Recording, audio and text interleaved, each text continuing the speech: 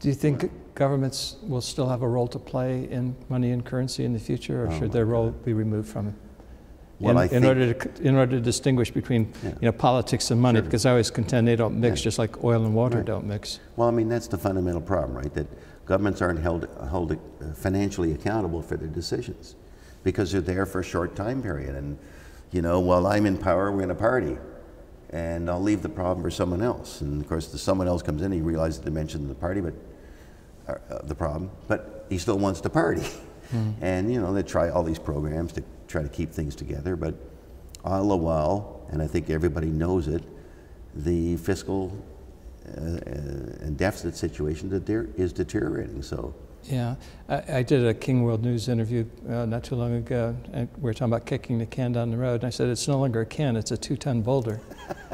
And people are finally starting to recognize that we're pretty close to the point where reality has to come back into play.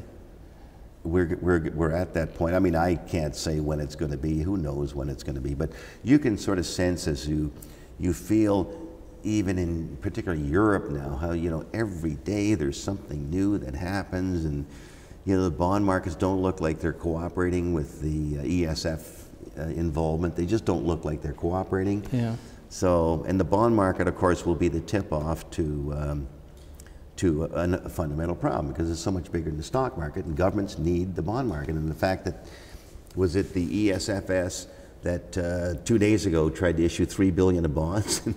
They pulled the bond offering. Well, where does $3 billion get you? Yeah, and if you can't raise $3 billion. How are they going to raise $1 trillion that they say they need? It's really sort of silly. I mean, you had a very scary chart in your presentation this morning, CDS rates on the European on the sovereign debt. Yeah, which basically it's worse now than it was back in 2008. Back in 2008, it wasn't a sovereign problem.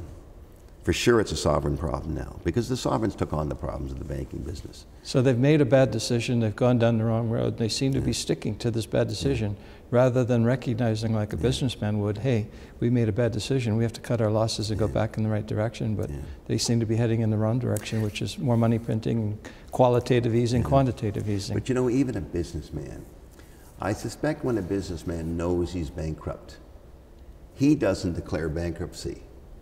Somebody forces him into bankruptcy. That's a good point. Somebody calls the loan, right? I don't think any government is going to declare a bankruptcy. Someone's going to call the loan somewhere along the line. In other words, they're not going to buy the bonds. And when they don't buy the bonds, it's over, because your creditor won't give you credit. Well, the fact that they didn't buy the EFSF bonds, maybe that's sort of the beginning of the tip of the iceberg. It's a bit of a statement. That's why, we have to be concerned about that. That it's fine to promise things, but if really nobody wants to buy the credit, how do you provide the money? Yeah. So, today we hear about the IMF is going to create 250 billion of SDRs. Now, I'm not a great student of SDRs. I'm not even sure what an SDR is, and I don't know how you create it. Maybe just write something on a piece of paper saying we're created 250 billion SDRs and we all go party some more. But that's where they're just writing it with their own pen. If they ask someone else to write them the check, they know they can't get the check. Yeah. I often say that 100 years from now, people will look back at this era the same way we look back at the Mississippi bubble and the South Sea bubble, and ask how could people have been so gullible and clearly misunderstood exactly what was going on. I guess what we have to really do as individuals is just step back from everything you see on TV and read in the papers and think it through from a logical, common sense point of view. Balance sheets, cash flow, at the end of the day, that's what really counts. Yeah. I even look at the zero interest rate policy, and I always say, 10 years from now, we're going to look back and say, what did we think we were doing? We're not paying the savers any money to save?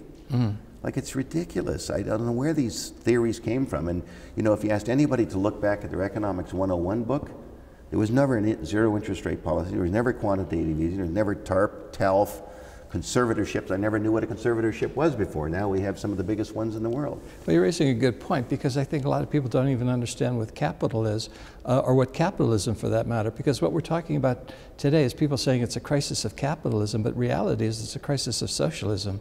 And I keep going back to one of my favorite quotes from Margaret Thatcher. She said the problem with socialism is you eventually run out of other people's money.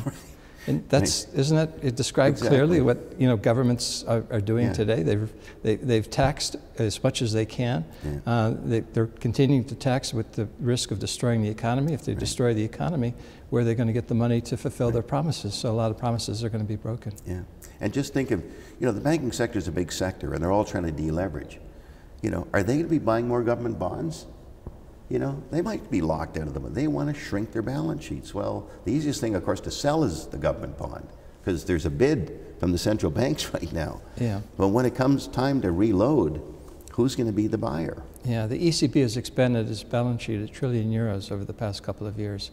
And most of that is just, you know, government bonds and, you know, other types of quantitative easing programs. So, I mean, I think we've got some serious issues to deal with in terms of currency. And in that environment, I guess the message for the viewers of this video is continue to stay the course, continue to accumulate gold and silver.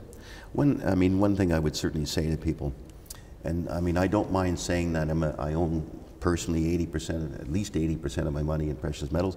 Even the money I run on what I believe to be a very prudent basis, I have 80% of that in precious metals. And it doesn't bother me because I see all the things that are going on around me and I just, you know, it pains me that others have not participated in this 11-year bull market where gold has outperformed almost every currency by 500 or 600%. It's outperformed, the stocks have outperformed the stock market by 1,400%.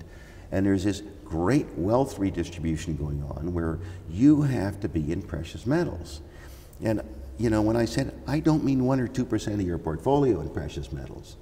I mean, do I have problems saying that I think people should have a majority of their portfolio in precious metals? No, I don't. That's what I do.